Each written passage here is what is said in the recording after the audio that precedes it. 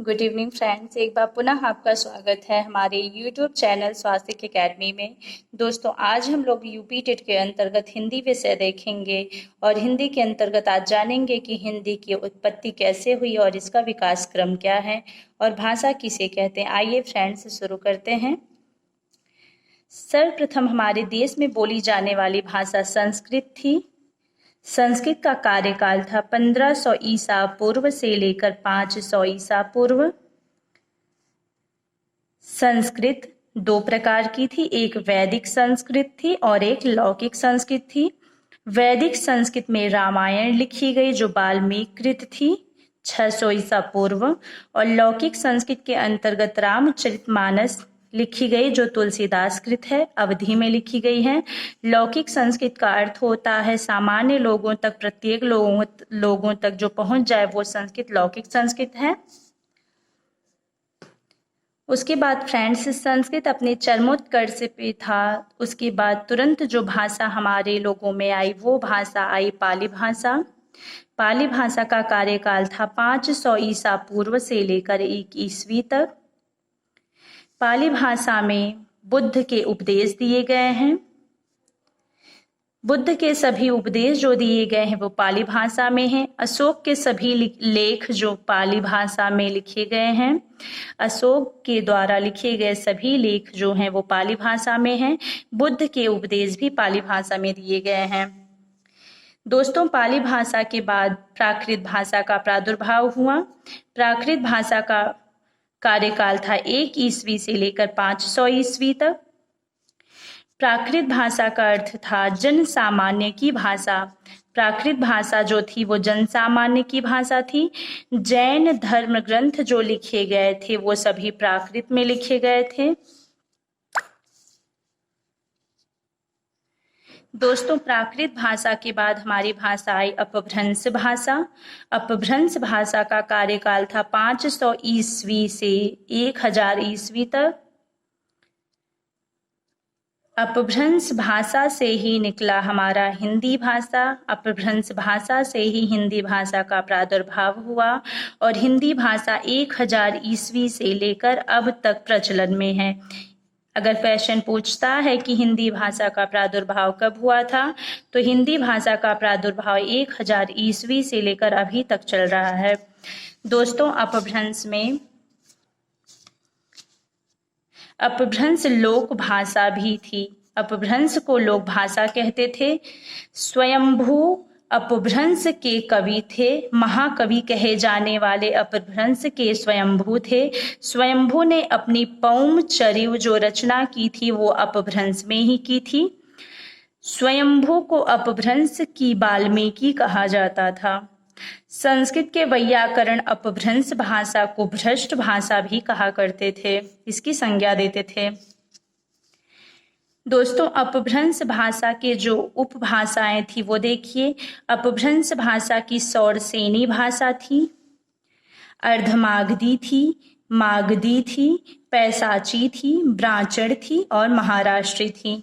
सौरसेनी से हमारी पश्चिमी हिंदी निकली। पश्चिमी हिंदी के अंतर्गत ब्रज भाषा, खड़ी बोली, बांगरू, कन्नौजी, बुंदेली, ये सभी भाषाएं बोली जाती थी। सौरसेनी से ही हमारी राजस्थानी भी आई है, जिसके अंतर्गत मेवाती, जयपुरी और मारवाड़ी भाषाएं बोली जाती हैं। अपभ्रंश से अर्धमागधी निकली है। अर्धमागधी के अंतर्गत पूर्वी हिंदी के अंतर्गत अवधी, बघेली, छत्तीसगढ़ी बोलियां हैं। उसके बाद है मागधी जो अपभ्रंश भाषा से आई है। मागधी बिहारी, बंगला, उड़िया, असमिया। बिहारी के अंतर्गत भोजपुरी, मैथिली और मगही भाषाएं बोली जाती हैं। उसके बाद है पैसाची के अंतर्गत लहंदा और पंजाबी भाषाएं बोली जाती हैं। उसके बाद है ब्राचण के अंतर्गत सिंधी भाषा बोली जाती हैं। उसके बाद है महाराष्ट्री के अंतर्गत दोस्तों मराठी भाषाएं बोली जाती हैं। हिंदी भाषा का उद्भव अगर पूछता है तो हिंदी भाषा का उद्भव अपभ्रंश से है।